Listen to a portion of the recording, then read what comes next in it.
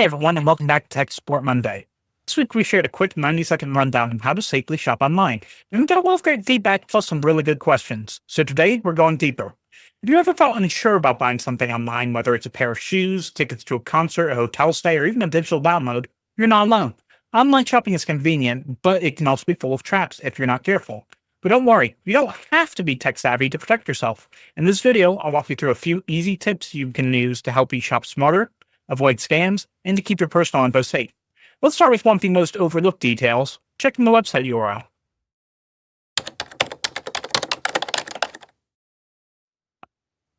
So what exactly is a URL? It's the web address you see at the top of your browser, that long bar that says something like www.google.com in it. Before you even enter your name, your email, or payment info, take a second to check out that URL. Scammers love to create fake websites that look just like the real thing, but if you look closely, there are almost always red flags. Here's what to look out for.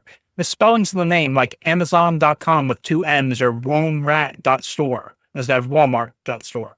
Extra characters or numbers like Nike-official123.shop, or strange endings. Legit websites usually end in .com, .org, or .net. Beware of domains like .top, .xyz, or .click unless you know it's from a trusted brand. Also, make sure the site starts with HTTPS. That S stands for secure. If it just says HTTP, that's a sign that it might not be safe. And look for a little padlock icon next to the address. That's your green light that the connection is encrypted and secure. And hey, if you want a more in-depth walkthrough on how to spot fake URLs, check out the video we posted last week. It breaks it all down with clear examples and simple tips. Alright, next up, let's talk about how to tell whether a site is really a trusted retailer.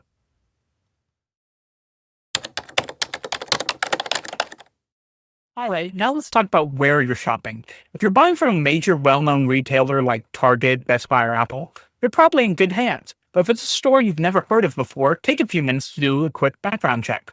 Start by Googling the name of the company alongside words like reviews, scam, or complaints. You'll often find forums or review sites where people share their real experiences.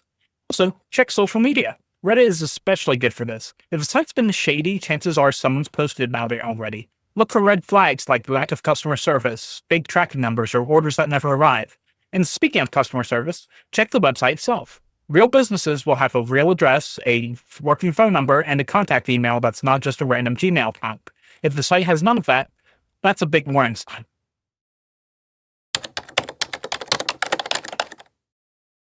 Now let's get into a trickier area, buying tickets, booking hotels, or renting cars online. Here's the thing. There are a lot of sites out there that don't actually sell you anything directly. Instead, they act as link aggregators. Basically, they gather deals and then pass you off to a third party. And while there are legit ones out there like Expedia, Kayak, or Booking.com, this setup creates confusion. It's easy to think you're buying from the main provider like Hilton or Ticketmaster when you're not. Even big names like Amazon and Walmart sell products from third-party sellers, not just their own stock. And most of the time, that's fine, but still a gamble. You're trusting a seller that you don't know on a platform that doesn't always fit them thoroughly.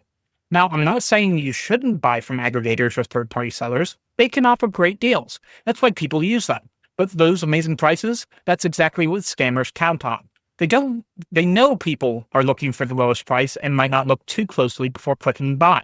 So here's the rule. If you're getting passed along to another site, pause and take a moment and vet what you're actually ending up. Read the fine print. Look up the name of the final seller and ask yourself, do I trust this? Because that's really the key. Online shopping isn't just about clicking a button, it's about making informed choices. And when it comes to your money and personal info, it's always worth taking the extra step.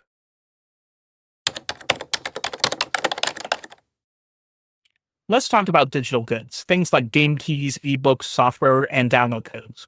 This is one area where scams can really sneak up on you because everything happens online and there's no physical product to inspect. The golden rule here is buy from official sources only whenever possible. That means platforms like Steam, PlayStation Store, Google Play, or Apple Books. If a website is offering a game or software key for a huge discount, especially if it's a brand new release, that's a red flag. There are a lot of key resellers out there that might seem legit, but many of them sell unauthorized or stolen keys.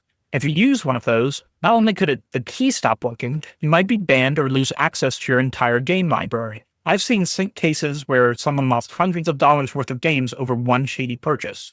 Same goes for gift card resellers. If you see a $100 iTunes or Amazon gift card being sold for $40, it's probably too good to be true. Many of those are from hacked accounts, scams, or expired codes, and once you enter them, the damage is already done. The safest route? Stick to the official stores or trusted retailers who are authorized to sell those digital goods.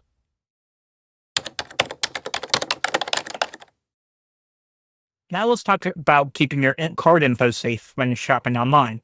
First things first, use a credit card, not a debit card. Credit cards usually offer better fraud protection, and it's easier to dispute charges if something goes wrong. Even better, use a virtual card. Services like privacy.com let you create temporary card numbers you can use online. I've actually used Privacy a couple times in the past, once when I wanted to buy from a website I wasn't sure about, and another time when I signed up for a free trial that required a card on file. I didn't want them to charge me after the trial ended, and with a virtual card, I knew I couldn't because I could set a spending limit or just delete the card after using it. Total peace of mind. Some banks offer virtual cards too, so it's worth checking if your credit provider or bank to see what options are available. And if you don't have access to a virtual card, using PayPal, Apple Pay, or Google Pay can also add an extra layer of security since you're not actually handing over your actual card numbers to the site. Bottom line, never give more info than you have to, and always assume that once your card is on file, it can be used again. Using virtual cards or payment apps puts you in control. Let's talk about email scams because that one catches a lot of people off guard. You might get an email that looks like it's from Amazon, PayPal, or Apple saying something like, "There's a problem with your order," or "We need you to verify payment details." The logo looks real, the language sounds official, and there's actually a big urgent button that says, "Click here to fix it." But here's the trick. Scammers are counting on you to click that link without thinking. The button could take you to a fake website that steals your login info or installs malware on your device. So here's what to do. If you get in an email that looks suspicious or even unexpected, don't click any links. Instead, go directly to the retailer's website yourself. Open a new browser tab, type in the address that you know is legit, like Amazon.com, and log in there. If there really is a problem with your order or payment, you'll see it in your account dashboard. Also, check who the email is really from. A lot of scam emails come from weird addresses like support@amazon-pay-security.biz, and that's definitely not Amazon.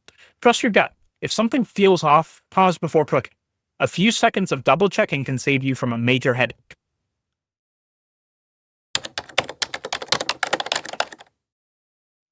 Alright, let's wrap things up with a few bonus tips that make your online shopping even easier.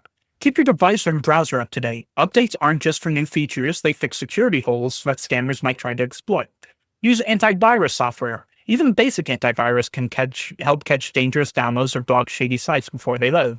There are free and paid versions out there, and having something is better than nothing. Avoid shopping on public Wi-Fi if you can. If you're using the internet at a coffee shop or an airport, best not to enter payment info, but if you have to, use a VPN to encrypt your connection. Create strong, unique passwords for shopping accounts. If you use the same password everywhere and one site gets hacked, your info could be compromised across multiple accounts.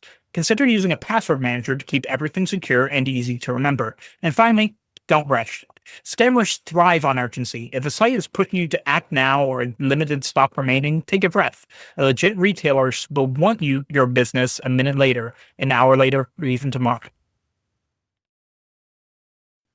I got a text from FedEx saying I missed a delivery and to click a link. Is that real?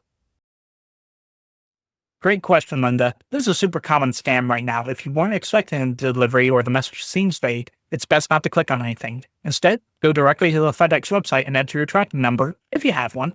Legit delivery services won't usually text you random links without context. Is it safe to buy stuff on Facebook Marketplace or Instagram ads? It can be, Derek, but it really depends on the seller. Facebook Marketplace is like a digital garage sale. You're dealing with individuals, not always businesses. Look for verified sellers and read reviews if possible. With Instagram ads, a lot of small businesses use them, but scammers do too. Always research the company name before buying, and if the page was created recently with barely any info, that's a red flag. I saw a website selling game keys for half price. Is that legit? Hey Jesse, probably not. Those key resellers are risky. Even if the key works, game companies can deactivate it later if it turns out to be stolen or unauthorized. Worst case, you could be banned or lose access to your whole game library. Always stick with official sources like Steam, Epic Games, or an authorized retailer. What's the difference between using a virtual card and just using PayPal? Great question, Mark. PayPal acts like a middleman. You're still using a real card or bank account, but PayPal adds a layer of protection that doesn't share your info with the store. A virtual card is a temporary card number tied to your account, but can be set to expire after one use or a limited amount of charge. I use privacy.com personally when I want more control, especially for free trials or sketchy websites I don't trust with my real card info. Is it okay to use my debit card online if I don't have a credit card? Totally understandable, Nina. If you have to use a debit card, try to use one on trusted, secure sites. Look for the padlock icon and HTTPS in the address bar.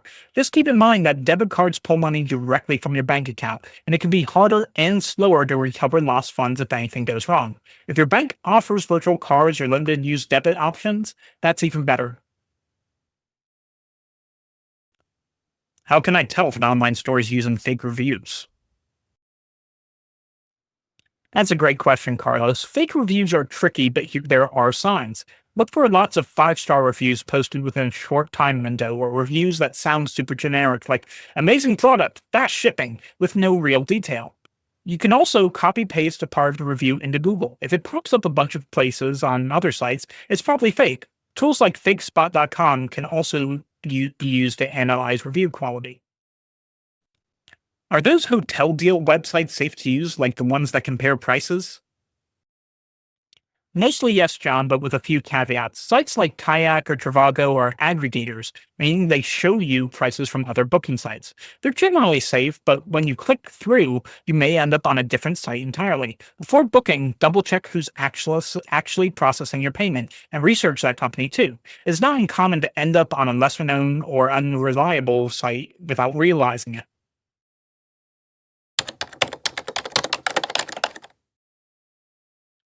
And that's a wrap on today's deep dive on how to safely shop online. We covered a lot, from checking URLs and spotting fake sites to protecting your payment info and avoiding email scams. Whether you're shopping for physical goods, booking travel, or buying digital goods, a key takeaway is this: slow down, double check, and stay informed. Online shopping should be convenient, not risky. A little extra caution can go a long way in keeping your personal info safe and your money where it belongs. If you found this helpful, make sure to drop a comment or question below, especially if there's something we didn't cover or something you're still unsure about. We'll be answering your questions in next Monday's video, so don't be shy. And hey, if you're curious about who we are, this video is brought to you by M.A.P Systems Inc., where we simplify the web with intuitive design and smart digital solutions. If you're a small business owner, entrepreneur, or creative professional looking for a clean, modern, and hassle-free web design, visit us at 123mapwebsites.com to learn more.